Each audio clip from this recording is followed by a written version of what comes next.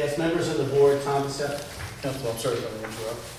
Mr. Chairman, we have a supermajority today. We have 10 members that are present, if I can correctly. We need 7 members to proceed, and 7 members to participate in the hearing.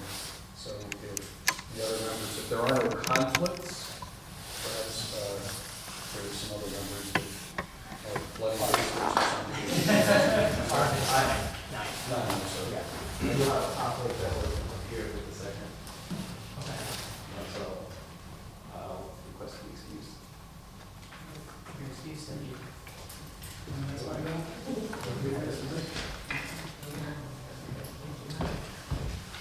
I'm sorry, Council. All right. Members of the board, Thomas F. Kelso on behalf of the applicant, MB Hotel Group LLC. The purpose for our being here this evening is to request the board to consider several minor changes to the previously approved site plan.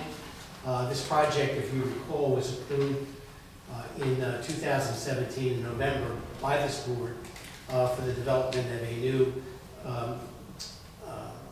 Hilton 2 hotel on the site of the former Bennigan's location.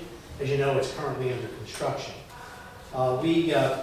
In evaluating site conditions and other aspects associated with the plan, it was considered that there were several engineering changes that they felt were appropriate for this site that we'd like to present to you this evening. Hopefully you'll approve, since they are currently out there under construction. There were also several other changes that we submitted to the city, and the city determined that they were acceptable administratively. So although there were several others which involved a lighting issue, as well as the location of an existing sanitary line for South Brunswick, those issues have been resolved. So we're left with the following. First is we wish to remove certain grass pavers which were previously approved along the westerly, northerly, and easterly outer parking bays. This is for maintenance purposes. We are looking to reduce the minimum sidewalk width when adjacent to parking spaces from 6 feet to 4 feet on the southerly side of the building only. And finally, to replace various sidewalk areas with grass to maintain the previous approved impervious coverage. The sum total of these changes keeps the impervious coverage exactly as it was before, and it all just involves the sidewalk and grass pavers. So with that, as a brief overview, I will call my only witness this evening, Mr. Michael Rodriguez.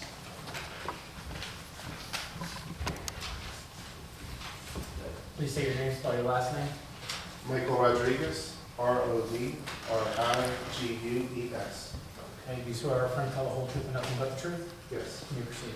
Mr. Rodriguez, you are a licensed professional engineer of the state of New Jersey, is that correct? That's correct. And He that, appeared before the last. he did appear with the previous approvals. Assuming your credentials have not changed, we accept your.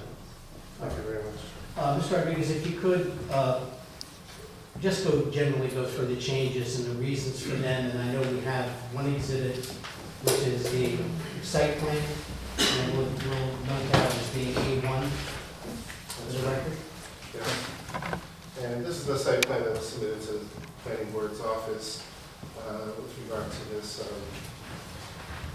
request that we're making. Just to orient everyone, north is straight up here on the plan, and the site's located at the jug handle between Route 1 North to Route 18.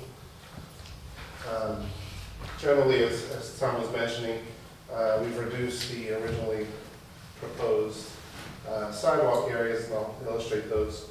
The effort was to reduce what we were using within the parking area, grass pavers, to reduce the overall impervious coverage to match that of the Bennigan site originally. So we had originally, well, when we got this approved, we had a 3.5-foot grass paver strip that ran along the westerly, northerly, and easterly sides of the parking spaces and parking areas here. From a maintenance standpoint, that wasn't exactly ideal. So on the second thought, we looked at the sidewalks to try to match that impervious coverage in other ways. So essentially, sidewalk was running around the entire building perimeter.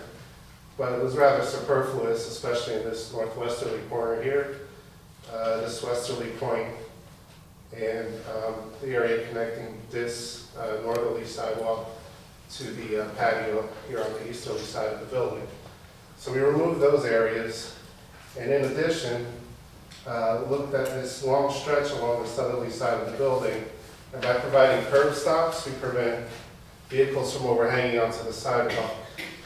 Excuse me. So we basically look to maintain a 4-foot wide pathway that way versus the ordinance requires 6 feet when sidewalk abuts parking spaces. If, just to give a little bit more of an orientation, where's the main entrance and any secondary entrance to the proposed hotel? The main entrance to the lobby is on the easterly side of the building. There's a canopy. Secondary to that would be on the northerly side. So the location where you are looking to reduce the width of the sidewalk is not located in those areas, is it not? It's not. Could you then point out again where that is? The westerly side of the building here? No, I mean where you're looking to reduce the width. On the southerly side, just on this stretch here, along these parking spaces that abut the southerly face of the building. Okay. And if you could point out again where the grass pavers were towards Route 18 being removed. Being removed, there was a 3.5-foot wide strip at the head of the parking spaces away from the traveled way along this westerly bay of parking spaces, the northerly bay, and the entire easterly side here. Just along the perimeter of the property to basically stay out of everybody's way. That was the intention. And as a result of these changes, are there any changes to any of the stormwater calculations or stormwater management plan that was submitted and approved by the city? Right now, there's no other changes to that as we've maintained the impervious coverage. So it's because the impervious coverage remains the same? Yes. So I'm not from EDC. Are there any other changes that are being proposed as part of this application to the board? No, this is it. That's all the questions I have for Mr. Rodriguez, and essentially it's what we're here for. You know the witnesses for you. Thank you. So the board wishes has any questions for Mike? Sure. 2 quick questions. Can you explain where the additional impervious coverage is being added? Or the pervious coverage? Is there any? Lawn areas being added versus sidewalk. Sidewalk was eliminated between these 4 parking spaces in this westerly outflow towards the north here. Leading from that same area heading south to this point, that's been removed.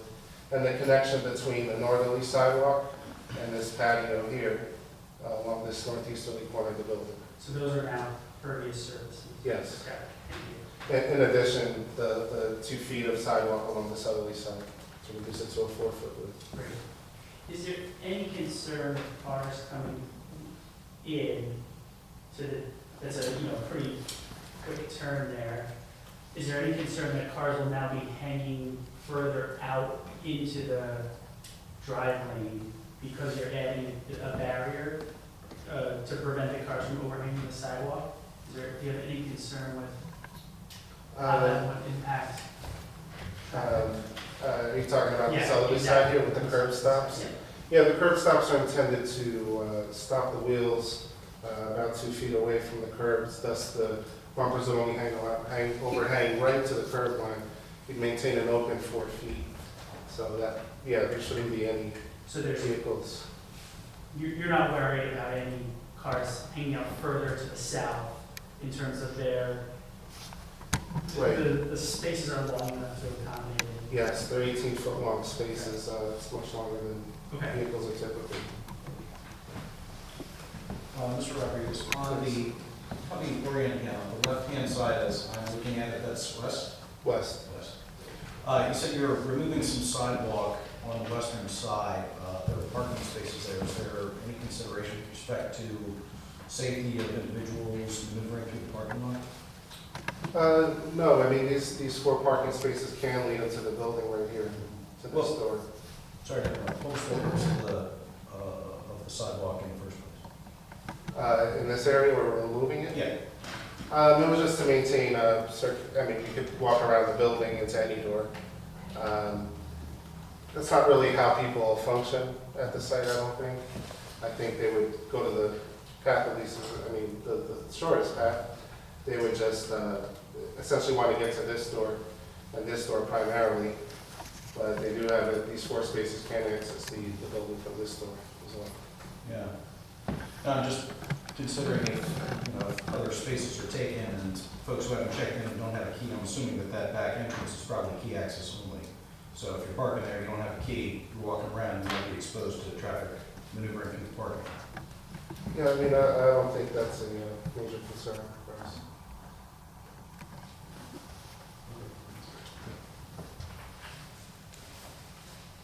Any other questions?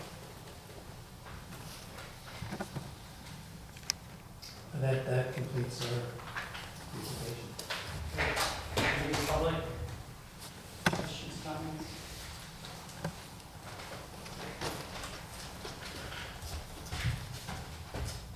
State your name, spell your last name. Charles Cradville, KRITOPI. You swear from tell the whole truth and nothing but the truth. Yes, sir. Good evening, members of the board. I'll be brief. You've already heard this application before and approved it. It was a kind of out of place and not a good site for any type of major development, let alone a 109-unit, 4-story hotel. It's in the middle of a highway traffic circle, and I don't think it's wise to move ahead with it. And it seems like the developer's coming back and asking for more now with the building already under construction. So you're in a difficult position here, but I think that granting further variances aren't in order. We're not variances. I apologize for further requests of the developer that are required by law for them to develop in this manner. I think it's problematic that they didn't come to you before they started construction. Plans should be in order before the construction starts, and now we're in the situation where you got a partway completed construction project, and they're asking you for more now at this point. And so I think that that's not something the board should look kindly upon, and I think you may want to reject some of these requests. As the board knows, it routinely happens from project after project after project. Based on site conditions or reconsideration of other factors, it's not uncommon. Maybe for this guy's clients, but not, it's not how it should be. We belong there too, but we won't listen. Any other public comment?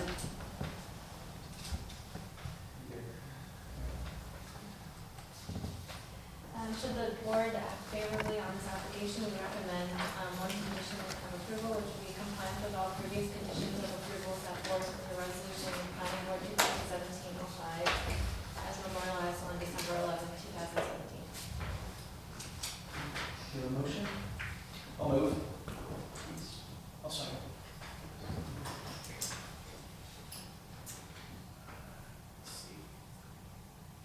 I guess everybody can remove alternate? Should 7, should only 7? No, it's 9. 9 can vote. Anybody, yeah. So you're open. Elisa Checo, Yes. Dale Vickers, Yes. Suzanne Secora Ludwig, Yes. Chris Delatella, Yes. Ryan Berger, Yes. Diana Lopez, Yes. Bob Cardica, Yes. John Petrolino, Yes. Jeff Crum. Yes. Okay. Thank you, members.